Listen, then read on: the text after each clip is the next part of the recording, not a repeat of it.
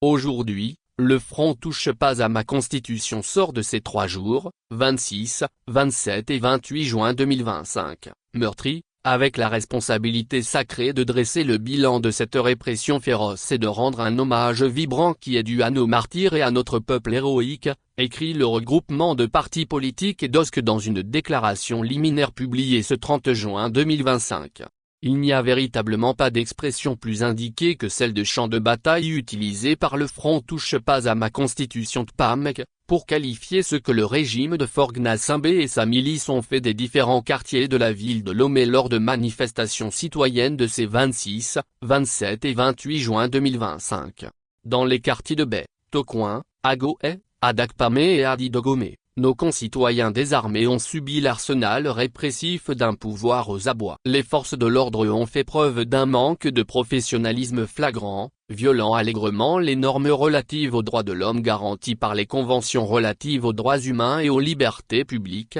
ratifiées par le Togo, constate le Front TPAMC, avant de dresser le bilan macabre de cette répression aveugle et lancer un appel solennel aux partis de l'opposition dans le cadre des élections annoncées par le pouvoir de Lomé. L'atrocité de la répression aveugle a conduit à cette mort avec des corps retrouvés dans les lagunes et lacs de Lomé, des centaines de blessés avec autant d'arrestations et disparus, des perquisitions, violations de domicile et enlèvements perpétrés par des miliciens en civil. Le comble de l'horreur orchestrée par Faure Gnassingbé est l'assassinat gratuit du jeune homme Hubert Calvelny Dandy, âgé de 25 ans, père d'un garçon de 3 ans et dont l'épouse est enceinte, selon les riverains, alors qu'Hubert nageait tranquillement dans la lagune, ce qui est dans ses habitudes. Une patrouille poursuivant d'autres jeunes arrive sur la berge et lui intime l'ordre de sortir de l'eau. Dans l'hésitation du nageur face à ces gens en armes, la patrouille tire sans sommation et abat Hubert de 3 balles. Pour le Front TPAMC, tout ceci a des allures d'événements prémédités,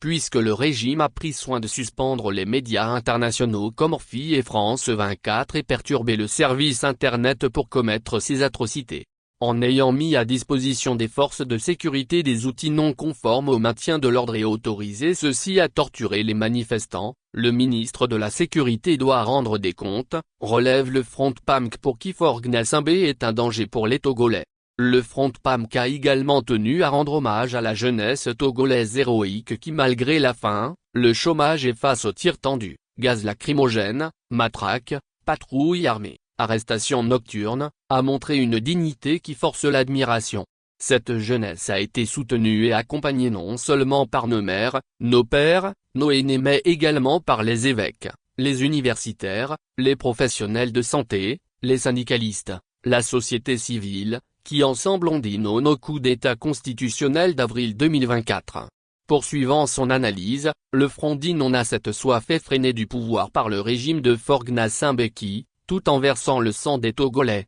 appelle ceux-ci aux urnes pour consolider son pouvoir par des élections frauduleuses. À l'endroit du peuple souverain, le Front TPAMC appelle à rejeter catégoriquement ces élections du sang, à se désolidariser de la prétendue campagne électorale et à ne pas se déplacer le jour du vote. Ce refus est le plus sacré des droits et le plus impératif des devoirs citoyens. Nous devons bouder les urnes mieux qu'en 2024, pour signifier à Faure Gnassingbé que nous ne voulons ni de ces élections ni de lui à la tête de l'État. À l'égard des partis de l'opposition togolaise, le Front appelle solennellement ceux qui sont engagés dans ces élections de sang, à se retirer sans délai de ce processus qui tue nos jeunes et endeuille nos familles. Ces élections sont les plus ignominieuses de ces dernières années. Il s'agit pour les partis et les OSC au sein du Front TPAMC d'éviter de légitimer un système qui est sorti de tout espace légal en supprimant l'élection du chef de l'État au suffrage universel comme le peuple togolais l'avait inscrit dans la Constitution. Il n'y a plus de voie légale dans un système qui a lui-même détruit la légalité. En ce qui concerne le Front touche pas à ma Constitution,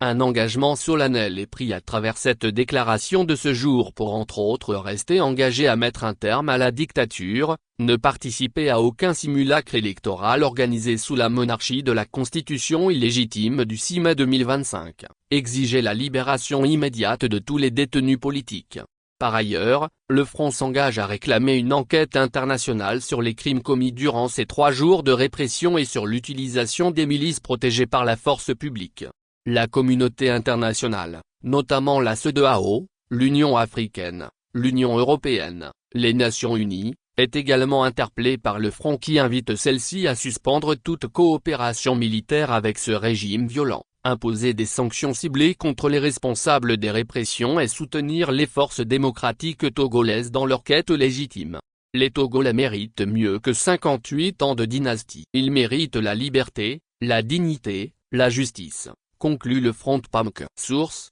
l'alternative.info.